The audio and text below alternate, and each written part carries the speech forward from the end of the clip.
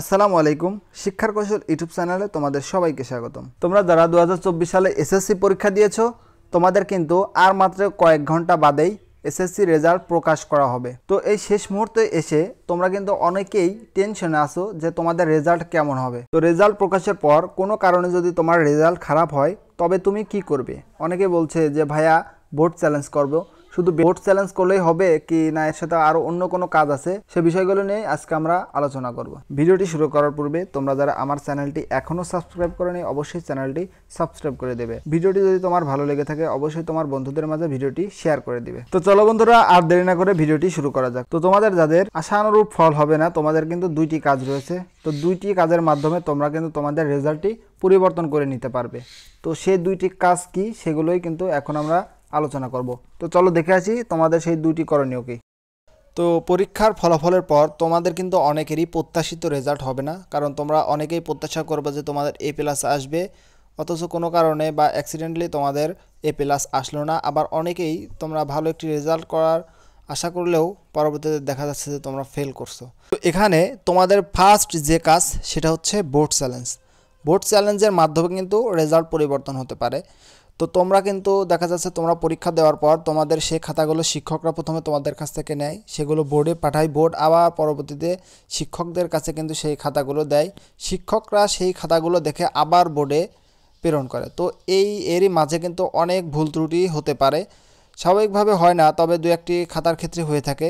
তো সেগুলো যদি তোমরা বোর্ড চ্যালেঞ্জ করো সেক্ষেত্রে কিন্তু পরবর্তীতে আবার সেই খাতাগুলো পুনরায় দেখা হয়। সেখানে যদি কোনো ভুল ত্রুটি থাকে সেগুলো কিন্তু সংশোধন করা হয়। তো এই ভুল ত্রুটির কারণে যদি তোমার পরীক্ষায় ফেল আসে বা A+ না আসে, সেক্ষেত্রে যদি তুমি বোর্ড চ্যালেঞ্জ করো তাহলে অবশ্যই কিন্তু তুমি A+ অথবা তুমি কিন্তু পাস করতে পারবে। আবার অনেকেই কিন্তু এই বোর্ড চ্যালেঞ্জ করতে ভয় পায় যে আমার রেজাল্ট খারাপ হয়েছে, আমি যদি এখন বোর্ড চ্যালেঞ্জ করি যদি আরও খারাপ হয়। আসলে বোর্ড চ্যালেঞ্জ করলে কিন্তু তোমার রেজাল্ট কখনো কমে না, সেটা হচ্ছে তোমার রেজাল্ট কিন্তু বাড়ে। যদি তোমার রেজাল্ট পরিবর্তিত হয় সেক্ষেত্রে শুধু কিন্তু বাড়বেই, আর যদি পরিবর্তন না হয় তোমার যে রেজাল্ট থাকে সেটাই কিন্তু থাকবে। এখানে কিন্তু রেজাল্ট কমার কোনো সম্ভাবনা নেই। সেক্ষেত্রে তোমরা অবশ্যই যদি তোমার মনে কোনো সন্দেহ থাকে রেজাল্ট নিয়ে অবশ্যই তোমরা বোর্ড চ্যালেঞ্জ করবে। আর বোর্ড চ্যালেঞ্জ কীভাবে করতে হয় সেই বিষয়ে আমাদের চ্যানেলে একটি ভিডিও থাকবে, অবশ্যই সেই ভিডিওটি দেখে তোমরা নিজের মতো করে বোর্ড চ্যালেঞ্জ করতে পারবে। এখানে কিন্তু কোনো প্রকার বেশি কোনো টাকা খরচ হবে না। তুমি নিজে যদি তোমার মোবাইল ফোন দিয়ে বোর্ড চ্যালেঞ্জ করতে পারো তাহলে স্বল্প খরচে তুমি বোর্ড চ্যালেঞ্জটি করতে পারবে। তো বোর্ড চ্যালেঞ্জ করলে তুমি যদি যে সাবজেক্ট নিয়ে তোমার কোনো সংশয় থাকবে সেই সাবজেক্টে যদি তুমি বোর্ড চ্যালেঞ্জ করো তবে সেক্ষেত্রে তোমার ওই সাবজেক্ট যেখানে তোমার খাতা রয়েছে বা যেখানে তোমার পরীক্ষার ফলাফল যোগ করা হয়েছে সেখানে আবার পুনরায় তোমার পুরো ফলাফলটি আবার যোগ করে বোর্ডে প্রদর্শিত করা হয়। তো সেক্ষেত্রে যদি তোমার রেজাল্টে কোনো পরিবর্তন হয় সেক্ষেত্রে শুধু কিন্তু বাড়বেই, এখানে কোনো কমার কোনো সুযোগ নেই। অনেকেরই কিন্তু আবার 2-1 মার্কের জন্য গ্রেড আসে না।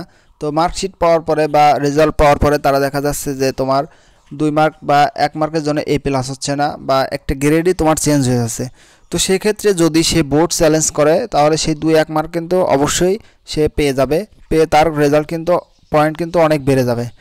তো আমি তোমাদেরকে বলবো যদি তোমাদের গ্রেড পয়েন্টে যদি তোমাদের দেখা যাচ্ছে যে 2 মার্ক বা 1 মার্কের জন্য A+ হচ্ছে না বা A- বা A হচ্ছে না, সেক্ষেত্রে তোমরা বোর্ড চ্যালেঞ্জটি করতে পারো। তো তোমাদের কিন্তু তাহলে অবশ্যই তোমাদের রেজাল্টটি পরিবর্তন হবে। তো বোর্ড চ্যালেঞ্জের পর আরেকটি তোমাদের সুযোগ আছে, সেটা হচ্ছে তোমাদের ম্যানুয়ালি বোর্ড চ্যালেঞ্জ, অর্থাৎ সরাসরি বোর্ডে গিয়ে তোমাদেরকে এই চ্যালেঞ্জটি করতে হবে বা আবেদনটি করতে হবে। তো সেক্ষেত্রে তোমাদের কোন কোন সময়ে তোমরা এই আবেদনটি করতে পারবে সেটা হচ্ছে যদি তোমার সন্দেহ হয় যে তুমি ওই সাবজেক্টের রোল নম্বর বা রেজিস্ট্রেশন নম্বর ভুল করে এসেছো, তো সেক্ষেত্রে ওটি যদি তুমি পরিবর্তন করতে চাও বা সঠিক করতে চাও সেক্ষেত্রে তুমি বোর্ডে যদি ম্যানুয়ালি চ্যালেঞ্জ করো বা আবেদন করো সেক্ষেত্রে বোর্ড তোমাকে একটি সুযোগ দিতে পারে বা রেজাল্ট পরিবর্তন হওয়ার এখানে সম্ভাবনা থাকে। তবে এটা শিওরলি বলা যায় না। যদি তোমার আবেদন গ্রহণযোগ্য হয় সেক্ষেত্রে কিন্তু তোমার ওই খাতাটি পুনর্নিরীক্ষণ করা হবে। তো আমি তোমাদেরকে রিকোয়েস্ট করব যদি তোমার কোনো ক্রমে পরীক্ষার রেজাল্ট খারাপ আসে বা ফেল আসে সেক্ষেত্রে তোমাকে কিন্তু চারদিক থেকে অনেক চাপ প্রেশার দেওয়া হবে। তো এটা কিন্তু তোমাকে মাথায় নেওয়া যাবে না, এটা সম্পূর্ণ তুমি রিল্যাক্সে থাকবা এবং অবশ্যই তুমি বোর্ড চ্যালেঞ্জ এবং বোর্ডে গিয়ে ম্যানুয়ালি চ্যালেঞ্জটি করবে। তো দেখা যাচ্ছে সেক্ষেত্রে তোমার কিন্তু রেজাল্ট পরিবর্তনও হতে পারে। তো আগে তুমি বেশি চাপ নেবে না, অবশ্যই তুমি এই দুইটি কাজ করবে। ইনশাল্লাহ এই দুটি কাজ করলে তোমার রেজাল্টটি ভালো হয়ে যাবে। তো বন্ধুরা, যদি তোমাদের কোনো ক্রমে তোমাদের এসএসসি রেজাল্ট খারাপ হয় বা ফেল আসে, সেক্ষেত্রে তোমরা অবশ্যই আমি তোমাদের যে দুইটি নিয়ম দেখিয়ে দিলাম এই দুইটি নিয়ম অবশ্যই তোমরা ফলো করবে, তাহলে কিন্তু তোমাদের রেজাল্ট পরিবর্তন হওয়া সম্ভব। তো বন্ধুরা, আজকের মতো ভিডিওটি এখানে শেষ করছি। পরবর্তী ভিডিও পেতে অবশ্যই আমাদের চ্যানেলটি সাবস্ক্রাইব করে রাখবে। আমাদের চ্যানেলে নিয়মিত কিন্তু এসএসসি পরীক্ষার ফলাফল, রেজাল্ট এবং এসএসসি পরীক্ষার্থীদের সকল প্রকার সাজেশন দেওয়া হয়। অবশ্যই এসএসসি বিষয়ক সকল আপডেট পেতে আমাদের চ্যানেলটি সাবস্ক্রাইব করে রাখবে। সবাই সুস্থ থাকবে। তোমাদের সকলের জন্য রইল দোয়া এবং শুভকামনা। আল্লাহ হাফেজ।